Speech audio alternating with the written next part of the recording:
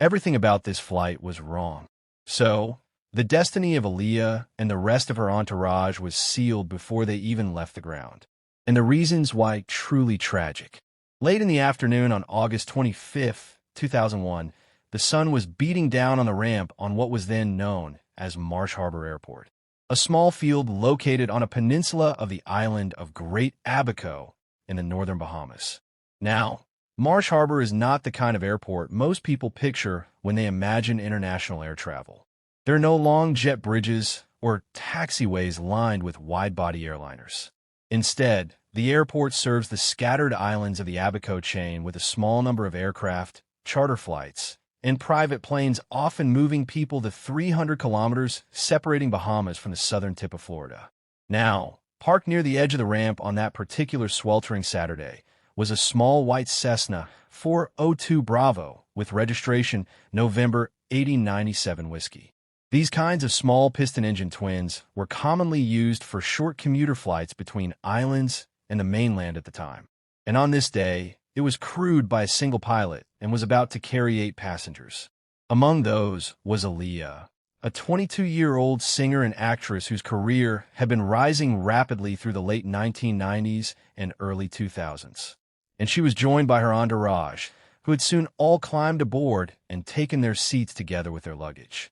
Outside, the late afternoon sun hung low as the pilot finished preparing the aircraft for departure and soon began the engine start sequence.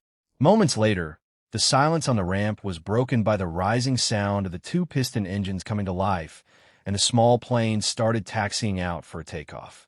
It was physically incapable of ever making it. In the summer of 2001, Aaliyah had traveled to the Bahamas together with a small production team to film a music video for Rock the Boat, one of the singles from her recently released self-titled album. By that point in her career, she had already become one of the most recognizable figures in contemporary R&B, and the label wanted a video that matched the polished cinematic style that had defined her earlier releases. The concept for this particular video was centered on wide ocean views, shallow, turquoise water, and long stretches of pale sand. The kind of scenery that would be impossible to reproduce on a studio set. So, for that reason, the production was scheduled on location in the Bahamas. Why this time? The Bahamas had become a common destination for American film and music video shoots looking for a tropical backdrop without having to travel halfway around the world to get it. But working in a location like this always creates logistical challenges that don't exist in normal studio productions, and that's because a professional music video crew does not travel lightly. Even a relatively small shoot requires multiple cameras, stabilized mounts, lighting equipment, batteries, sound gear, wardrobes, makeup kits, as well as the personal luggage of the cast and crew. And much of that equipment needs to be shipped in rigid protective cases that can weigh 20 or sometimes 30 kilograms each. So, when dozens of those cases move together, the total payload can quickly climb into the hundreds of kilos. Now, on a mainland production, those loads would normally be moved by truck between locations, but on a chain of small islands, the only practical way to move both people and equipment quickly is by air. So, in this case, a series of charter cargo flights had brought all of the equipment over to the island in the first place. Now, these productions also typically operate very dynamically with decisions made on short notice, which is why small charter aircraft are often a routine part of island production work. Those include aircraft like the Cessna 402, the Piper Navajo, or the Beechcraft King Air, which were designed specifically for short flights carrying small groups of passengers between airports that may have only a single runway and limited ground infrastructure. These planes can also depart on flexible schedules and move crews and equipment far more quickly than ferry boats or commercial airline connections ever could. And in the days leading up to August 25th, Aaliyah's production team had been moving between locations around the Abacos while filming that video's beach and ocean scenes. And like many location shoots, the schedule had gradually tightened as the crew tried to complete every planned shot before they had to leave. By the afternoon of the last day of filming, the work had finally been finished, and the team began preparing to return back to Florida, where the next stage of post-production work was awaiting them. And this obviously meant that they now had to gather all of the equipment, pack up the cases, and arrange the short charter flights that would carry everything back across to Opa-locka Airport, a small airfield just outside of Miami. Now, to arrange this, the production team worked together with a broker to charter a small multi-engine aircraft plane, but a last-minute change of charter companies meant that the original charter wouldn't work. So they had now found a new company, Black Hawk International Airways, which was a small Florida-based charter operator that regularly flew routes between South Florida and the islands in northern Bahamas. This change meant that instead of flying the larger Cessna 404 that had originally been arranged, the group would now be using the smaller Cessna 402 Bravo, an aircraft whose maximum takeoff weight was roughly 700 kilos lower than the originally planned aircraft. Now, on paper, this charter appeared to be operated through a structure that was fairly typical. The Cessna 402 Bravo, which was scheduled for the flight, was not directly registered to Black Hawk International Airways, but was instead listed as being owned by a company called Skystream Incorporated. Arrangements like that were not unheard of in small charter operations where aircraft ownership, leasing companies, and operating businesses could be structured through multiple corporate entities. In many cases, a company would hold the aircraft itself in one corporation while the charter flights were marketed and operated under another. But what investigators would later discover was that the relationship between these two companies was closer than it initially appeared. You see, the corporate records for Skystream Incorporated listed an address in Pembroke Pines, Florida. And when those records were compared with the filings for Black Hawk International Airways, they revealed that both companies shared that same registered address. In fact, the address used for both corporate filings corresponded to the personal home address of the owner associated with the charter company. And it was also discovered that the paperwork surrounding the ownership of the aircraft was just the tip of the iceberg of shady stuff. Another detail that would later draw attention was just how recently the pilot on this fateful flight had been brought into the operation. According to the records reviewed by the investigators, he had been hired only a few days before this particular flight to operate the aircraft on behalf of Black Hawk International Airways. Now, charter companies hire and dismiss pilots all the time, so it's not uncommon for them to do so when a need arises. But under the operating arrangement for this particular airplane, the situation was more restrictive than it first appeared.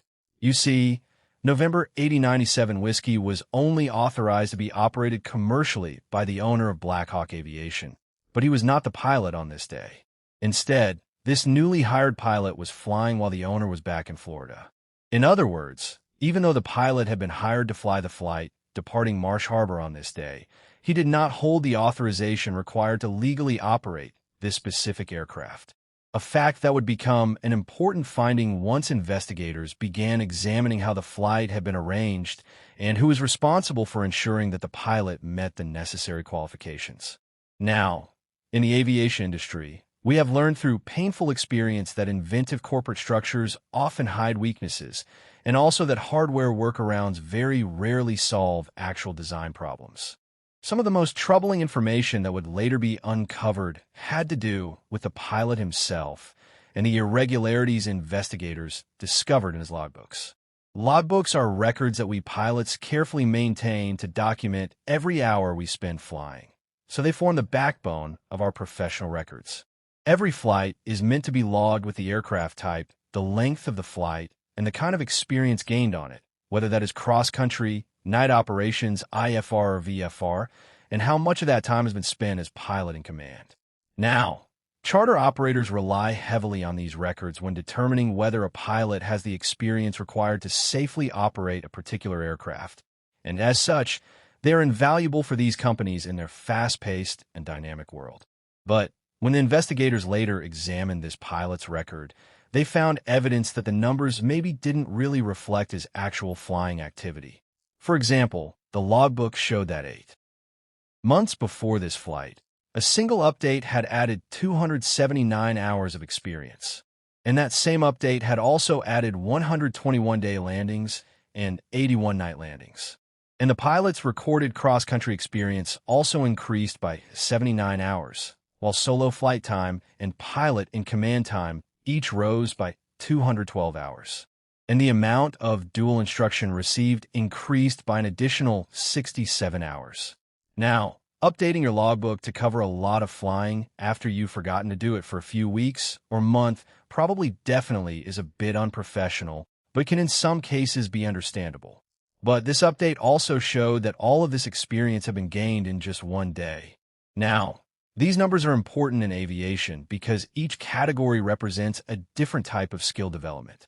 Landings build the repetitive handling skills required to safely bring an aircraft back onto the runway. Cross-country time reflects experience navigating longer flights between airports, and pilot in command time represents the hours spent making operational decisions and managing the aircraft independently. So, these categories are used by regulators, operators, and insurance providers to determine whether a pilot had reached the level of experience necessary to safely conduct commercial operations. And quite obviously, experience matters, particularly in aircraft like the Cessna 402, which require careful handling during takeoff and landing, especially when operating close to the limits of its performance. Now, any operator, charter operators included, are expected to verify a pilot's experience before assigning them with flights to carry passengers, precisely because those passengers are relying on the operator to ensure that the person in the cockpit meets the necessary qualifications. So, that sudden appearance of hundreds of hours across multiple categories therefore raise serious questions about this pilot's actual flying experience. In practical terms, it is very likely that this pilot had simply made up hundreds of hours of experience in order to make himself more employable and qualified, a maneuver that could have only worked when applying for a job at a small charter operation. Larger operators and airlines would have seen through those falsifications immediately, and the pilot would have never been hired. But now he was, and both tragically and ironically in this case. If this music video had been shot a month later, after September 11th of 2001, this story likely would have never happened, since stricter attitudes towards due diligence and security background checks for pilots after September 11th would have brought these inconsistencies to light. Those and the pilot's consistent legal troubles, which included a felony arrest and conviction for possession of crack cocaine only a few weeks before being hired by Blackhawk Aviation. Anyway, like I mentioned before, by the afternoon of August 25th, the filming in the Abacos had finally wrapped up, and the production team were now preparing for the return flight back to Florida. The airport was operating as it normally would on a summer Saturday like this, with a handful of small aircraft moving passengers between the islands and the mainland, while ground crews were loading baggage by hand along the ramp. But for this production group that was now preparing to leave the island, the departure process would have looked very different from that of an ordinary charter flight. Instead of the usual collection of suitcases and carry-on bags, the equipment waiting to be loaded now also included those heavy protective cases used for the filming equipment that I mentioned earlier. And when those were combined with the personal luggage of the passengers, the total payload for each passenger would have been significantly higher than on a normal charter flight. On top of that, several witnesses later told investigators that members of the group were pressuring the pilot to depart as quickly as possible since they were eager to get back to Florida as soon as they could, and that might have caused him to skip some steps in the loading and pre-flight procedures. In other words, this would have meant that he never exercised the level of command authority that we expect of the person responsible for a relatively complex operation like this. The pilot in command is always ultimately responsible for determining whether a flight can be conducted safely or not, regardless of external pressures. But in this case, it looks like he was unwilling to take a stand and refused to stop the flight as it was being loaded. Witnesses later also described how the baggage and equipment were haphazardly loaded onto the Cessna. And that is an important detail here, because unlike a commercial airliner or even something larger like a Cessna Caravan, an aircraft of this size doesn't separate baggage from passengers in cargo holds beneath the cabin floor. Instead, luggage is placed in small compartments or directly inside the cabin itself, meaning that where that weight is positioned can be just as important as how much weight is carried overall. In fact, one of the most basic steps in preparing any aircraft for departure is calculating its weight and balance, which we pilots do by adding together the weight of the aircraft itself, the fuel on board, the passengers, plus any baggage, cargo, or catering. And those numbers are then used to determine the aircraft's center of gravity, which represents the point where the airplane's weight can be thought to be centered. In this case, however, investigators later determined that none of the passengers or their baggage had been weighed before the flight, and that the pilot himself was loading the bags. Equipment was then just loaded into the airplane while passengers boarded and took their seats. And among those passengers were 2 members of the entourage security staff, each weighing approximately 135 kilograms, who were then seated in the rearmost seats of the aircraft. In small aircraft like the Cessna 402, these details matter a lot. The allowable weight margins are relatively narrow here, so even a few heavy passengers or pieces of cargo placed too far towards the rear can shift the aircraft's center of gravity dramatically. When the loading of this aircraft was later reconstructed, the results were alarming. Based on the estimated weights of the passengers, baggage, and equipment, the aircraft had been loaded more than 410 kilograms above its maximum allowable takeoff weight. And that was partly because the plane had 9 people on board, which was 1 more than it was certified to carry. Now, the aircraft manufacturers and the operators, therefore, spend a huge amount of effort managing this balance. On larger aircraft, like the Boeing 737 or an Airbus A320, baggage and cargo can be loaded into different compartments beneath the cabin floor. Those compartments are then chosen carefully and limited to how much baggage can stay in each so that the airplane's weight stays within the approved center of gravity limits. And this, by the way, is also why you have to use your assigned seat for takeoff and landing. On longer long-haul flights, the fuel can then be used to adjust the aircraft's balance, with some larger airliners actually pumping fuel between tanks to keep the aircraft operating at an efficient and stable center of gravity.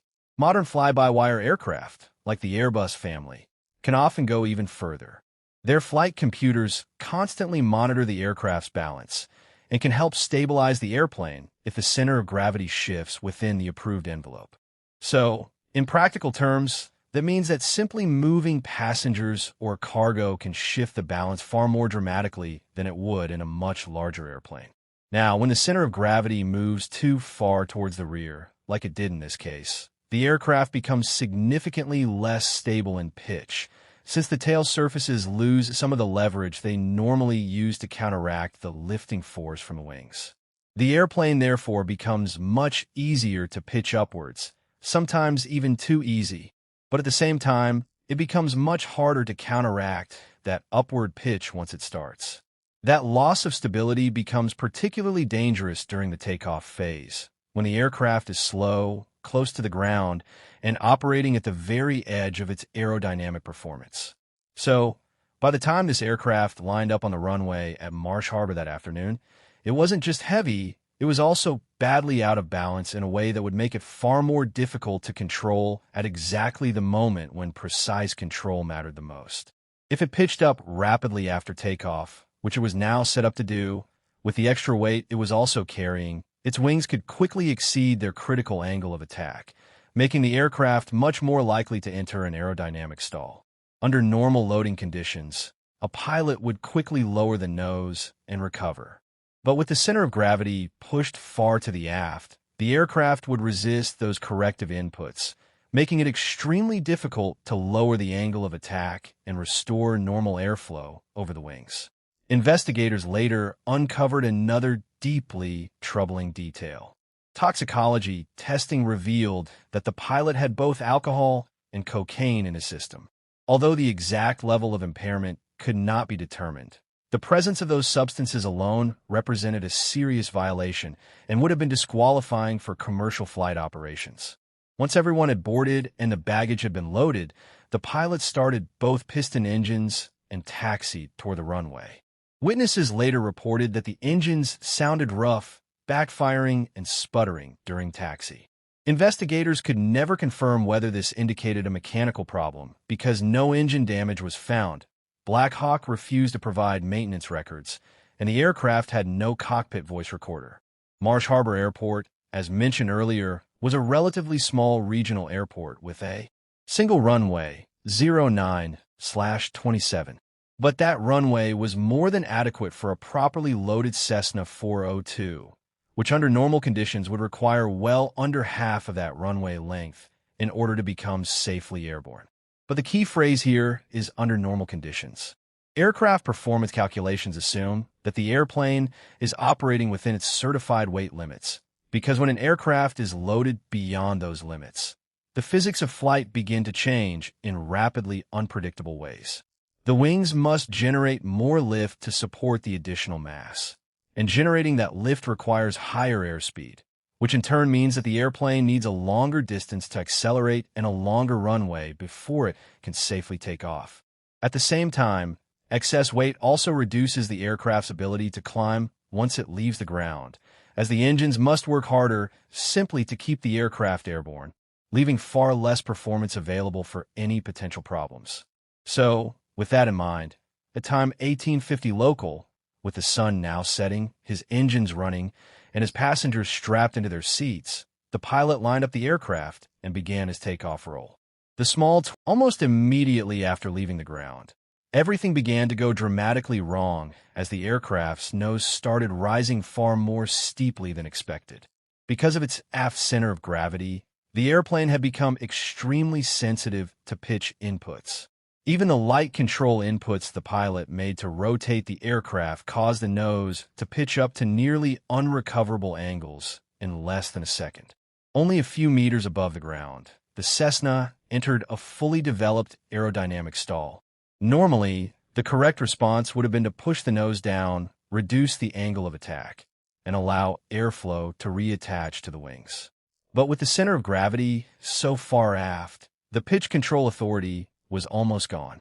The tail surfaces could no longer lower the nose effectively. With almost no altitude and insufficient airspeed, there was simply no time or space left for recovery. The aircraft rolled sharply to the left before its nose dropped almost vertically toward the ground. The entire sequence from liftoff to impact lasted only a few seconds. Emergency responders rushed to the crash site almost immediately, but the impact and post-crash fire left very little they could do. 6 occupants, including Aaliyah, died on impact, while the remaining 3 died shortly afterward, leaving no survivors. Within hours, investigators from the local aviation authorities began reconstructing the accident. As the wreckage was examined, a clear picture gradually emerged. The investigation concluded that the aircraft had departed far above its maximum allowable takeoff weight, with its center of gravity well outside certified limits. Improper loading, poor baggage placement, failure to perform weight and balance calculations, and an unqualified pilot combined to create an aircraft that was nearly impossible to control, regardless of experience or physical condition. Investigators also concluded that the pilot may have been impaired and that serious failures and oversight by the charter operator contributed significantly to the accident. The lesson from his tragedy is clear. If you're a pilot, never rush a flight because of pressure from passengers, customers, or operators. Always complete weight and balance calculations correctly. Follow every checklist, and never be afraid to refuse an unsafe flight. Stay honest, remain qualified, and follow the aviation rules that exist to protect lives. Every shortcut taken in aviation can come with an unimaginably high price. This was a slightly shorter extra video created while working on larger projects. The presenter then introduced another black box video, invited viewers to watch it, subscribed for more aviation content, thanked the audience for watching, and ended the video.